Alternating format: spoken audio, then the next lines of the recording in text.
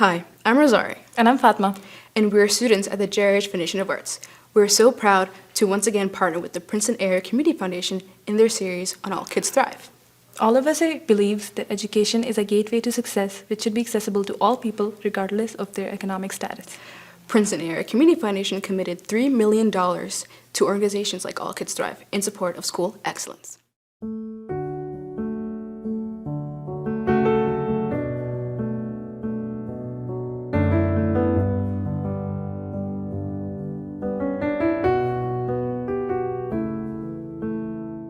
We serve the Trenton School District through our Arm in Arm All Kids Thrive program.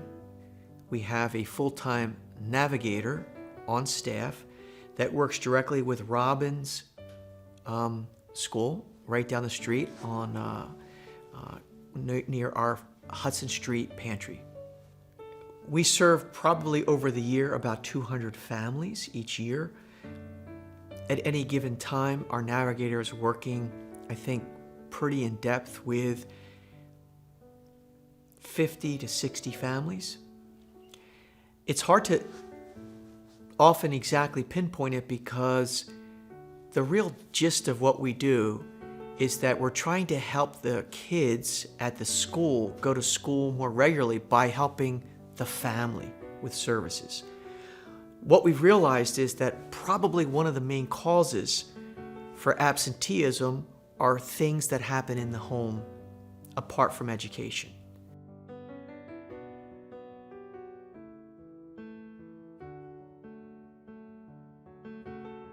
The All Kids Thrive program, as we all know, had to evolve because of the pandemic. It was based originally to really measure the impact that our work had in decreasing student absenteeism. Well, that had a really big curveball thrown when nobody was at school, right? And so then what happened in that crisis?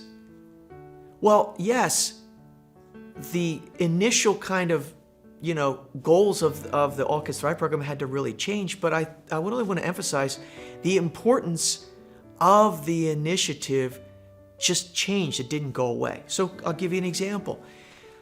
The kids that we dealt with at the school were among the most adversely affected by the pandemic. Students that we were dealing with in the pandemic not only had all the pandemic realities, but they had extra.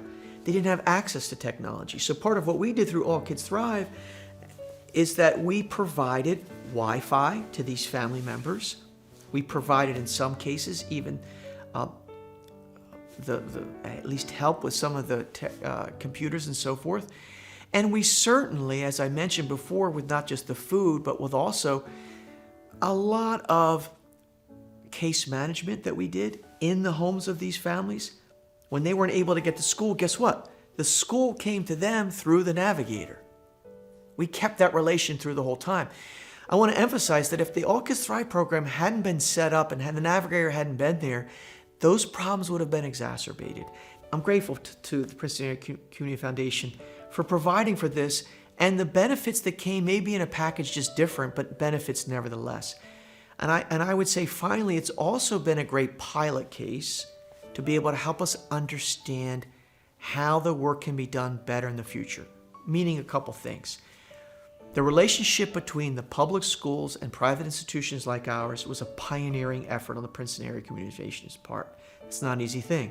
School has its ways of operating, has its reporting chains, has its own ends in mind and deliverables with its own requirements. And the institutions like Arm in Arm and other social service agencies that support this effort are just different. To bring those together is not an easy thing to do. So we learned a lot about what are the challenges, what are the hurdles that can make this partnership better. But I would say, from my perspective, it gave us a template to understand how we might replicate and actually expand these efforts, but in a different way, learning from what we learned, so that we can serve more schools and more families in a deeper way moving forward.